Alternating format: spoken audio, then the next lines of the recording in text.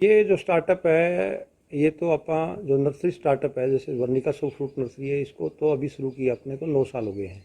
लेकिन बागवानी का जो क्षेत्र है वो 2002 से मैंने शुरू किया था, और इस क्षेत्र में पहले कॉटन बेल्ट ही था।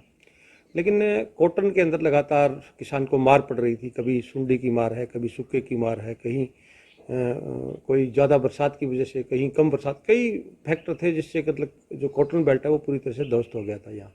और मैंने सबसे पहले अमरूद लगाया था। जो हमारा डेरा सच्चा सौदा है उसके पास अमरूद से मैंने अमरूद लिया, और 2002 में अमरूद से शुरुआत की, और अच्छा उत्पादन मैंने निकाला। उसके बाद में कुछ 2-3 साल बाद के अंदर मैंने सिट्रस के ऊपर कदम बढ़ाया और किन्नू के ऊपर काम करना शुरू किया।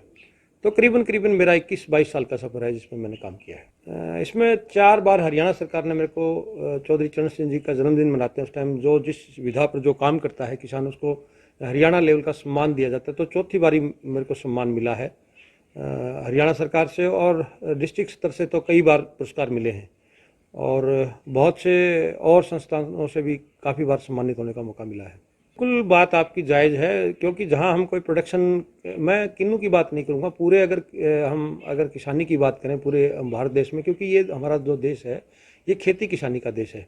और जिस क्षेत्र में जैसे चाहे आलू होता हो, जहाँ का मतलब सेब होता हो, चाहे अंगूर होता हो, जहाँ किन्नू होता हो, तो सरकार को चाहिए कि ऐसा एक हब तैयार करे। ऐसा कोई किसानों के लिए कोई जैसे जूस फैक्ट्री होगी, या कोई ट्रांसपोर्टेशन का कोई सिस्टम है, या ऐसी मंडी कोई बनाई जाए, ताकि वो किसान का जो उत्पाद तैयार करता है, किसान तैयार तो कर लेता है, और कई बार ऐसी परिस्थितियाँ हो जाती हैं कि उत्पादन बहुत ज़्यादा होता है लेकिन उसकी खपत नहीं हो पाती, तो किसान कहीं ना कहीं सारा खर्चा करने के बाद में मायूस हो जाता है। इस स्टार्टअप से करीबन करीबन प्रत्यक्ष और परोक्ष रूप से 40-50 लोगों को रोजगार है। जैसे कोई कटिंग की बात है, जहाँ कोई खाद खुराक मिलाने की बात है, नर्सरी स्टार्टअप में भी 25-30 आदमी अलग से काम करते हैं। तो पूरा एक मैं कह सकता हूँ कि कम से कम 40-50 किसानों को इसमें मतलब रोजगार है। बागवानी में हमने जो कदम बढ़ाया वो बहुत विस्तृत तौर पर हम सिट्रस पर काम कर रहे हैं। आज हमारे पास किन्नू सीडलेस PU1, जिसमें बीज नहीं उगाने वाले टाइम में क्रांति पैदा की है पूरे देश में। यहाँ से हम मतलब पूरे देश में पौधे देते हैं, हमारा बीज वाला किन्नू है। उसके बाद हमारी माल्टा की 5-6 वैरायटियाँ हैं, जैसे ब्लड रेड इस एरिया की बहुत अच्छी वैरायटी है। जाफा जो इजराइल का एक शहर, जाफा इंपोर्ट वैरायटी है, बहुत अच्छी वैरायटी, अच्छा फ्रूट आता है। अर्ली गोल्ड एक माल्टा की वैरायटी आ गई, मीठा माल्टा है। और मौसमी की कम से कम हम अभी 10 वैरायटी पर काम कर रहे हैं। और आने वाले समय में जो हमारा मैं कह सकता हूँ रसोई का सबसे महत्वपूर्ण फल है नींबू, नींबू पर भी हम काम करने जा रहे हैं, जिसमें NRCC 7, 8, प्रमालिनी, PDK बहार, विक्रम, बालाजी, अनेकों अनेकों ऐसे नाम हैं जिस पर हम काम करने जा रहे हैं। और सबसे अच्छी हमारी एक हरियाणा कृषि विश्वविद्यालय की जो एक वैरायटी है हिसार सफेदा, अमरूद की वैरायटी है, वो भी हम काफ़ी पौधे यहाँ तैयार करते हैं और किसानों को देते हैं। बिल्कुल पूरे देश से लोग आते हैं, और हमारा जो काम करने का तरीका है, नर्सरी स्टार्टअप है, वो पूरा इंडो इजराइल पैटर्न है, जिसमें हम बड़ा पॉली बैग में पौधे तैयार करते हैं। जो पहले वाला सिस्टम था उससे साल से 1.5 साल पहले फ्रूट लेता है पौधा, अच्छी उसमें जो वेजिटेटिव ग्रोथ अच्छी आती है, रूट अच्छे डेवलप होते हैं, और 100% पौधों के मतलब किसान के दूरी भी क्यों ना हो तो पॉली बैग में पौधा ले जाना बड़ा आसान है।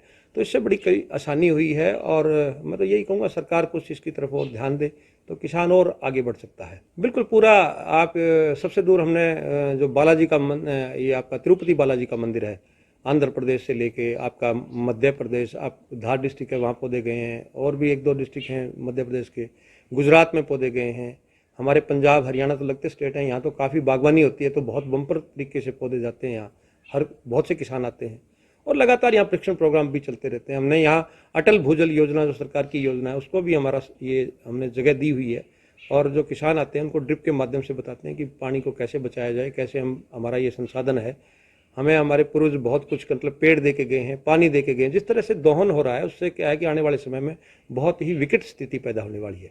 मैं किसानों को और खास करके हमारे युवा बच्चे हैं जो पढ़े लिखे हैं, उनको एक बात कहना चाहता हूँ कि आप शहरों की तरफ मूवमेंट मत कीजिए, आप शहरों को गांव की तरफ लाइए। आज जैसे हमारे खेत हैं, जो जैसे अब आप जैसे घूम के आए हो सारा, तो हम इसमें क्या है कि ऐसा स्टार्टअप भी तैयार कर सकते हैं जिसमें क्या है कि आज जो शहर का जो वातावरण है वो बिल्कुल धुएं से ग्रस्त हो चुका है, तो हम आज होम स्टे मतलब शहर के लोगों को यहाँ दे सकते हैं, अच्छा ऑर्गेनिक खाना दे सकते हैं।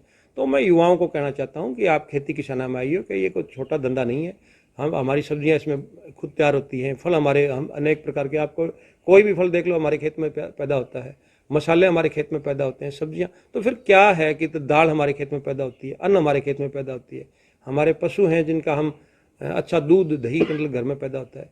तो बहुत बड़ी एक ताकत है किसान का मतलब, जो अगर समझा जाए तो।